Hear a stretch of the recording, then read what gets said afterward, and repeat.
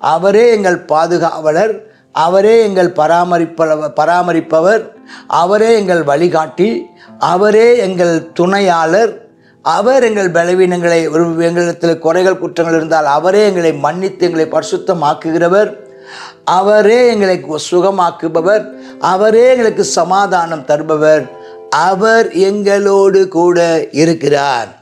பிசாசே நீ தோற்று போவாய்.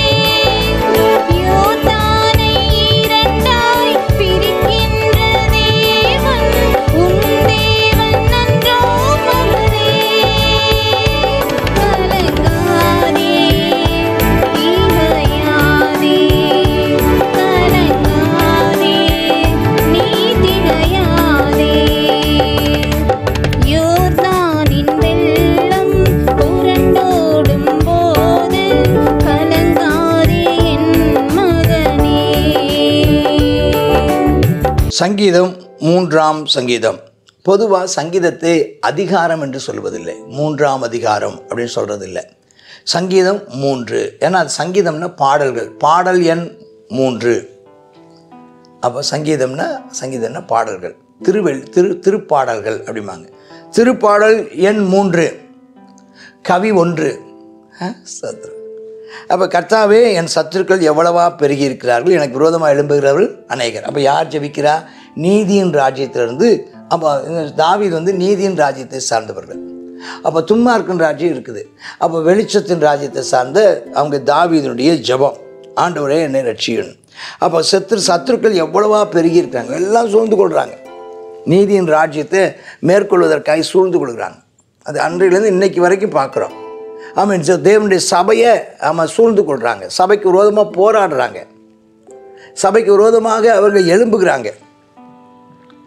அப்போ தேவனிடத்தில் அவனுக்கு ரட்சிப்பு இல்லைன்னு சொல்கிறாங்க.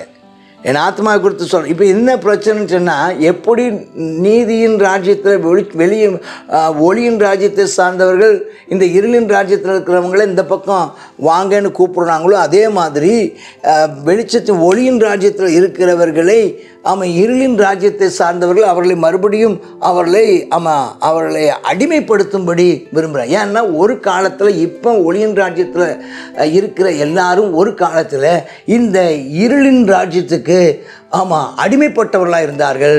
கர்த்தரோ நம்மை விடுதலை ஆக்கினார். கர்த்தர் தம்முடைய இரத்தத்தினால் நம்மை மீட்டுக்கொண்டார். கர்த்தர் தம்முடையதான வார்த்தையால் மீட்டுக்கொண்டார்.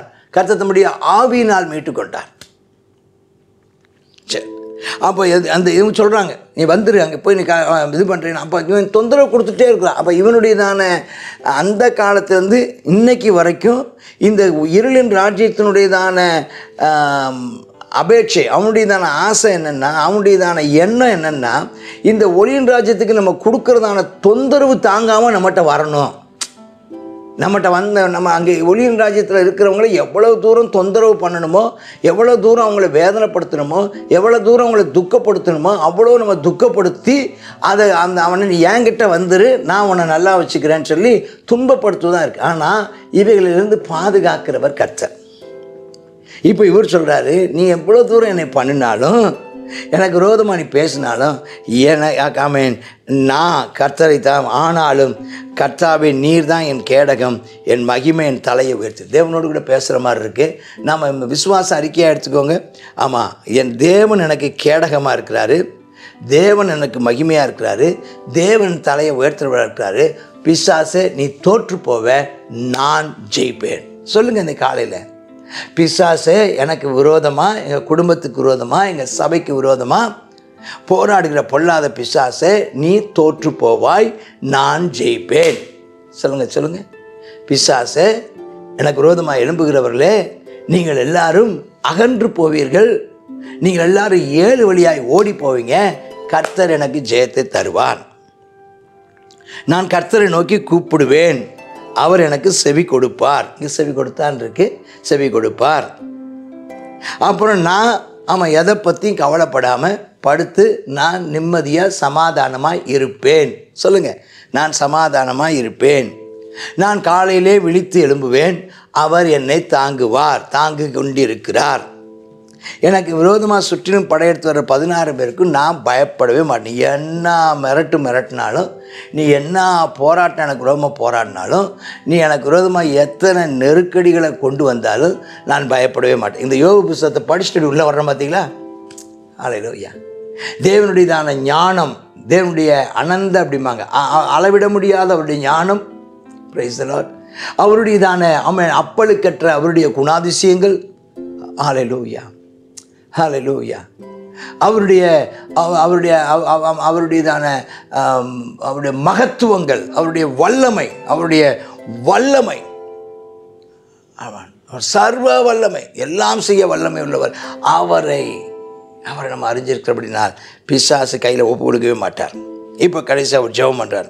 கர்த்தாவே எழுந்தருளும். இந்த ஜெபம் மோசேஜ் பண்ண ஜெபம். கர்த்தாவே எழுந்தருளும், சத்துருக்கள் சிதறண்டு போவார்களாக. அந்த வார்த்தை சொல்றார். கர்த்தாவே எழுந்தருளும், என் தேவனே என்னை ரட்சியும், நீர் என் பயங்கர எல்லாரையும் தாடையில் அடித்து துன்மார்க்குடைய பற்களை தகர்த்து போட்டீர்.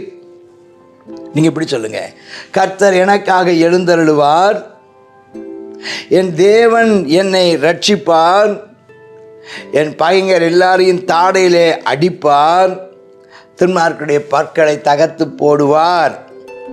ரட்சிப்பு கர்த்தருடையது. என்னை ரட்சிக்கிறவர் கர்த்தர்.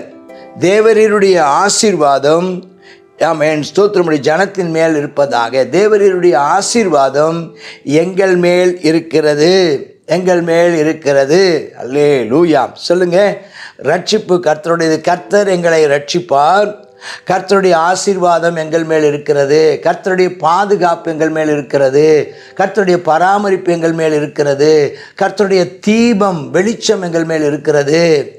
கர்த்தர் எங்களோடு கூட இருக்கிறார், அவருடைய பிரசன்னம் நமக்கு இருக்கிறது. அவரே என்னுடைய கேடகம், அவரே என்னுடைய மகிமை, அவரே எங்கள் தலையை உயர்த்துகிறவர், அவரே எங்கள் பாதுகாவலர், அவரே எங்கள் பராமரிப்பவர், அவரே எங்கள் வழிகாட்டி, அவரே எங்கள் துணையாளர், அவர் எங்கள் பலவீனங்களை, எங்களிடத்தில் குறைகள் குற்றங்கள் இருந்தால் அவரே எங்களை மன்னித்து எங்களை பரிசுத்தமாக்குகிறவர், அவரே எங்களை சுகமாக்குபவர், அவரே எங்களுக்கு சமாதானம் தருபவர், அவர் எங்களோடு கூட இருக்கிறார். பிசாசே நீ தோற்று போவாய், நாங்கள் வெற்றி பெறுவோம். தேவனுடைய ராஜ்யம், தேவனுடைய ராஜ்யம், ஆமென், ஸ்தோத்திரம், அது எப்போதும் ஜெயிக்கிறதாகவே இருக்கிறது. கர்த்தருடைய நாமத்திற்கு மகிமை உண்டாவதாக. ஆமென், ஆமென். God bless you. 3வது சங்கீதம். இதில் அதனுடைய தலைப்பில் போட்டிருக்குது, தாவீது அப்சலோமுக்கு பயந்து ஓடி போகையில் எழுதப்பட்டதான சங்கீதம், பாடப்பட்டதான சங்கீதம் அப்படின்னு சொல்லி பார்க்குறோம். என்ன அப்சலோம் குரூப் என்ன சொல்கிறாங்க, தேவனிடத்தில் அவனுக்கு ரட்சிப்பு இல்லைன்னு என்ன செய்கிறாங்க சொல்கிறாங்க. ஆனால் தாவீது சொல்கிறார், கர்த்தர் என் ஜெபத்தை என்ன செய்வார், கேட்பார், அவர் என்னை ரட்சிப்பார், கர்த்தர் எனக்காக என் பட்சத்தில் எழுந்தருளுவார். ஆமென். கர்த்தருடையதான ஆசீர்வாதம் நம்முடைய ஜனத்தின் மேல் இருப்பதாக என்று சொல்லி என்ன செய்கிறார். ஆமென். தாவீது ஜெபிக்கிறதை பார்க்குறோம். அப்போது ஆகையினால தாவீது சொல்கிறாரு, ஆகையினால கர்த்தர் எனக்கு சகாயம் பண்ணுறதுனால சுற்றிலும் படையெடுத்து வருகிற 10,000 பேருக்கும் பயப்படேன். ஆமாம். இந்த தைரியம் நமக்கு இருக்குதா? நம்ம ஜெபம் பண்ணுவோமா?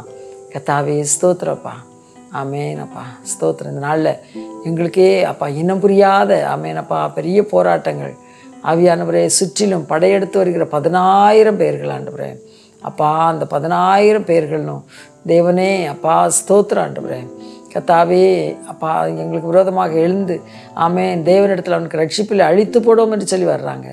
ஆனால் நீர் எங்கள் பட்சமாய் நீர் எழுந்தருள்வீர், நீர் எங்களுக்காக வழக்காடுவீர் அப்பா ஸ்தோத்திரம். எங்களை நீர் ரட்சிப்பீர் அப்பா, எங்களுடைய ரட்சிப்பு உம்மிடத்தில் இருக்கிறது என்பதை நாங்கள் அறிந்திருக்கிறோம். ஆமேன் அப்பா. ஆகையினால் நாங்கள் ஒருபோதும் நாங்கள் கர்த்தாவே துன்மார்க்கத்துக்கு நாங்கள் பயப்படுறது இல்லைப்பா. ஏனென்றால் கர்த்தாவே அப்பா உமக்கு பயந்து உம்முடைய வழிகளில் நடக்கிறவர்கள் பாக்கியவான்கள் சொல்லப்பட்டிருக்கு. உம்முடைய வழியில் நடக்க எங்களுக்கு கிருபை தாரும். உம்முடைய பாதுகாப்பின் கரம் எங்களோடு இருக்கட்டும். இயேசுவின் நாமத்தில் பிதாவே. ஆமேன். ஆமேன்.